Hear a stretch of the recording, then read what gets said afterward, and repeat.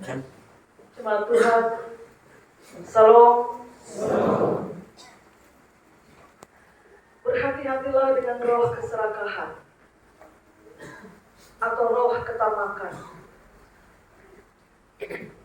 yang dapat membuat seseorang bukan hanya menjauh dari Tuhan, tapi juga menyangkali kasih Tuhan sebagai yang punya kuasa untuk memelihara dan memberkati. Ada satu cerita dalam Injil Lukas pasal 12 tentang orang kaya yang bodoh. Di antara kerumunan orang banyak, ada satu orang tiba-tiba berseru kepada Yesus, "Guru, sampaikan kepada saudaraku supaya dia berbagi warisan denganku." Dan Yesus bilang kepadanya, "Siapa yang mengangkat aku untuk menjadi hakim atas engkau?" Berhati-hatilah, sebab seseorang walaupun banyak hartanya, saat dia pergi meninggalkan dunia ini, tidak ada satupun dari harta itu yang akan dibawanya. Lalu dia sampaikan perumpamaan. Ada satu orang kaya,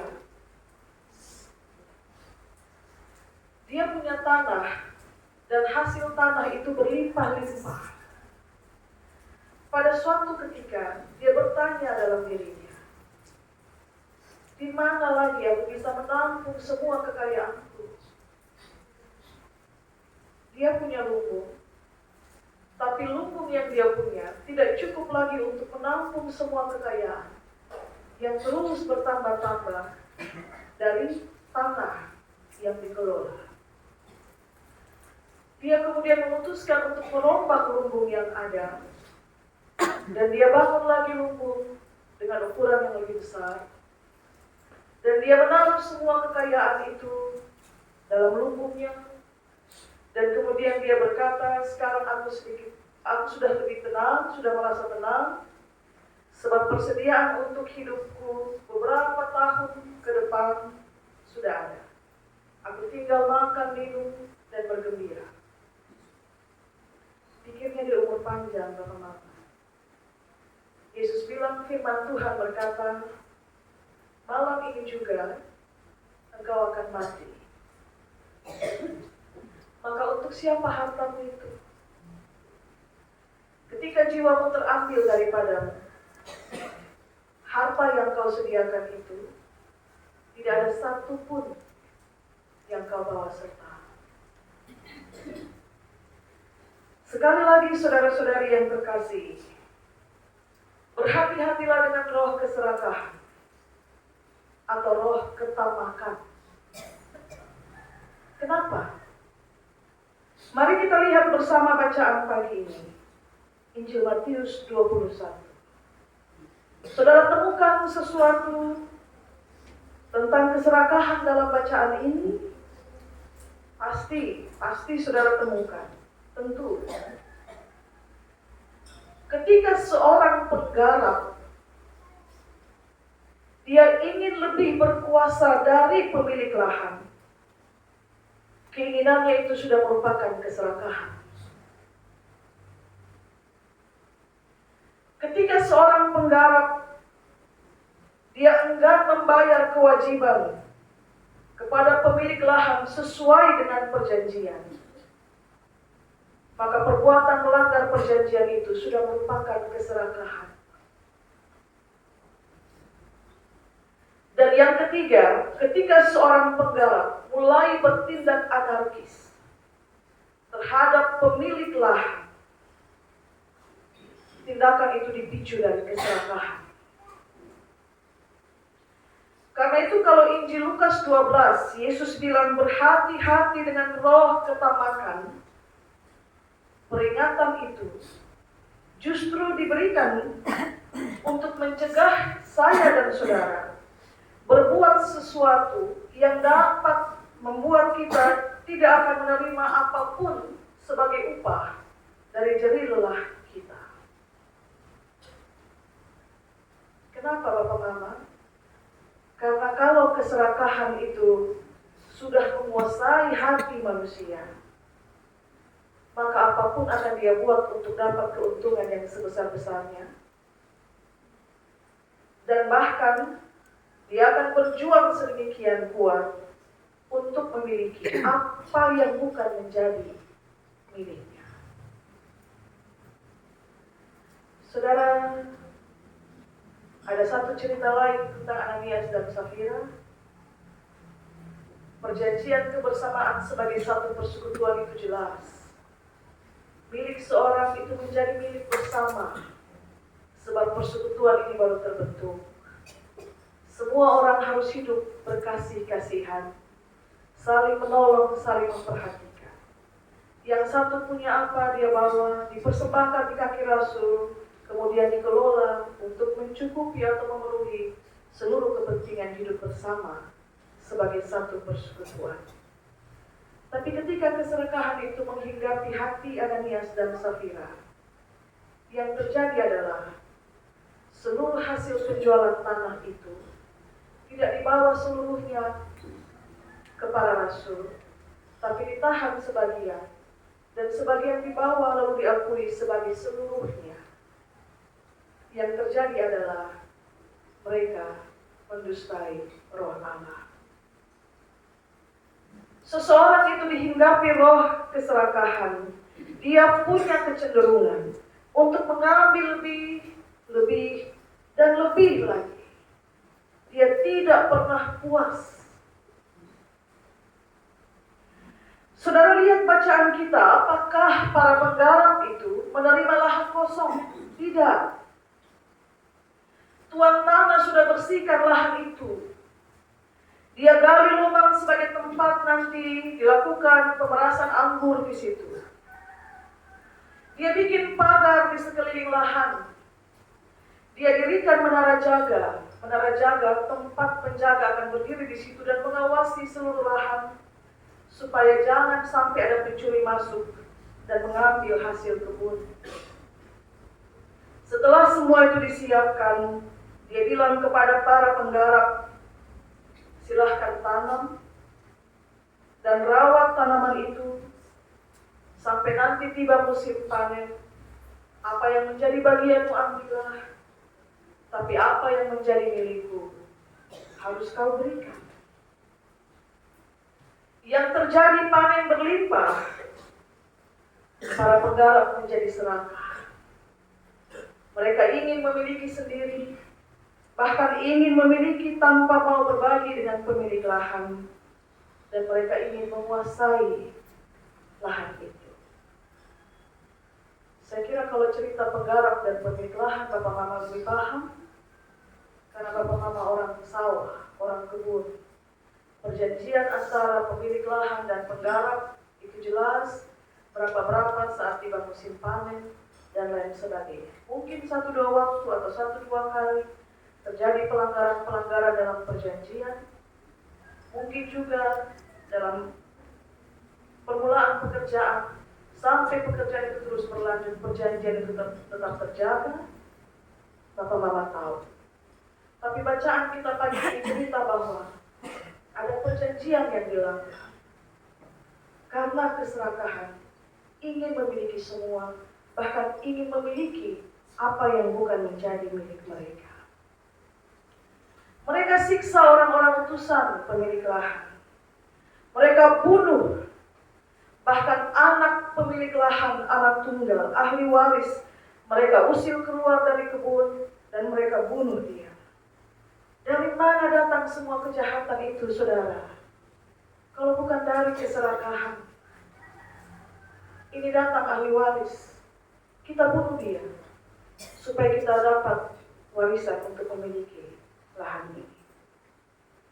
Perayaan Minggu Sengsara Kristus yang pertama hari ini, kasih ingat saya dan saudara bahwa keserakahan itu menjadi salah satu penyumbang dosa dunia, sehingga dengannya Kristus berkorban menjadi penebus. Keserakahan itu menjadi salah satu penyumbang dosa. Bapak Mama, mari kita lihat lagi dampak lain dari keserakahan menurut bacaan kita. Saudara lihat, Bukankah dengan memberi lahan itu atau menyewakan lahan itu kepada para penggarap, pemilik lahan telah menolong mereka untuk hidup? Kadang-kadang kita jadi orang yang bukan diri. Kita sudah ditolong, tapi kemudian kita merasa bahwa kita adalah korban saat muncul satu persoalan. Tapi apa yang terjadi saat pemilik lahan menolong hidup para penggarap? Silakan kau kelola, kau dapat apa yang menjadi bagianmu, dan hiduplah dari apa yang menjadi bagian. Yang terjadi, mereka berpaling. Kita belajar. Tidak semua orang itu terima kebaikan kita, Bapak Mama. Tidak semua orang yang terima kita pun kebaikan itu, dia balas juga kebaikan kepada kita. Tidak semua orang. Ada yang terima kita pun kebaikan, tapi satu dua waktu juga dia berbalik. Tidak lagi menunjukkan hormat dan bahkan nilai-nilai kebaikan. Kita juga belajar bahwa tidak semua orang yang terima kebaikan kita itu, dia akan tetap ingat kebaikan yang kita buat bagi dia. Jadi pertama, tidak semua orang akan balas kebaikan untuk kita. Tidak semua orang yang kita buat baik dengan dia itu akan ingat kita untuk kebaikan seumur hidupnya. Dan kita juga belajar dari cerita ini bahwa ternyata tidak semua orang yang terima kebaikan itu adalah orang-orang yang memang layak untuk terima kebaikan kita, selain hanya karena anugerah untuk kita berbagi kebaikan dengan dia. Tapi sebenarnya dia tidak layak untuk menerima kebaikan kita. Bapak, Mama, saudara-saudari yang terkasih, satu pelajaran terakhir dari bacaan pagi ini. Mutiara yang indah dan berkilau itu, dia terbungkus dalam cangkang yang mungkin saja kotor dan tampilannya tidak indah, tidak menarik sama sekali. Kalau saudara hanya memiliki kecenderungan untuk melihat penampilan cangkang, maka kemungkinan akan Anda buang cangkang itu oleh karena penampilannya yang tidak menarik. Tapi kalau Anda tahu bahwa sesuatu yang berada di dalam cangkang itu adalah sesuatu yang berharga, maka seburuk apapun tampilan cangkang itu, saudara tidak akan buang, karena saudara tahu di dalam cangkang itu ada sesuatu yang berharga. Kalau saja para penggarap menjalankan kewajiban mereka dengan baik, kalau saja mereka tidak melukai, kalau saja mereka tidak membunuh, apalagi membunuh anak tunggal pemilik lahan, maka tentu lahan itu akan tetap mereka garap. Tapi karena keserakahan membuat mereka membuang cangkang yang berisi indah di dalamnya itu, akibatnya apa yang sudah menjamin hidup mereka diambil daripada mereka. Karena dalam perumpamaan yang dikatakan, dia ambil kebun itu, dia beri kepada bangsa-bangsa lain untuk menggarapnya. Maka itulah yang kita bilang kuah kosong, Bapak-Bapak. Hari ini firman Tuhan kasih ingat kita, jangan jadi Kristen kuah kosong. Serakah mau ambil semua, tapi isinya kosong, cuma air. Daging tidak ada lagi. Berhati-hati dengan roh keserakahan, Bapak Mama. Nikmati apa yang menjadi bagianmu. Berikan kepada orang lain apa yang menjadi haknya. Bekerjalah dengan setia. Ingatlah selalu kebaikan orang yang pernah dia buat kepadamu, sekecil apapun kebaikan itu.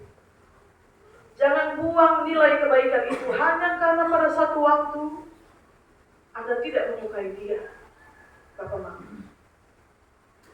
Belajarlah untuk terus berbuat baik kepada seseorang. Bukan karena dia layak. Walaupun dia tidak layak, tapi Anda melakukannya sebagai satu karunia besar untuk dia. Keserakahan itu ternyata bukan hanya soal uang dan harta. Tapi pada bagian terakhir ini, keserakahan itu juga soal waktu. Kita ingat kita pernah berjanji akan ada bagian dari waktu kita yang dipersembahkan untuk Tuhan. Tapi seiring berjalannya waktu, yang sering terjadi, kita juga ambil waktu yang disediakan bagi Tuhan untuk melakukan kesibukan-kesibukan kita. Lalu hilanglah waktu untuk Tuhan. Bapak, mama, saudara-saudari, kita ini hanya penggarap. Kita bukan pemilik lahan. Lahan sudah disediakan sedemikian baik, lalu diberi tugas untuk menggarap lahan itu. Dengan perjanjian jelas, hasil kebun, pembagian dan lain sebagainya. Tapi seringkali yang terjadi, penggarap ingin lebih. Sudah dikasih waktu yang pas, tapi masih rasa kurang. Hari ini kita mau sidang, Bapak Mama. Kita mau sidang di 2 hari. Hari pertama kita evaluasi. Hari kedua kita tetapkan, kita susun dan kita tetapkan program. Sekali lagi kita ini penggarap. Yang disuruh garap kebun anggur. Yang sudah janji ada waktu untuk Tuhan. Jangan ambil lagi waktunya Tuhan untuk memenuhi kepentingan-kepentingan di luar apa yang menjadi kewajiban kita hari ini. Ingat, pekerjaan ini bukan pekerjaan sampingan.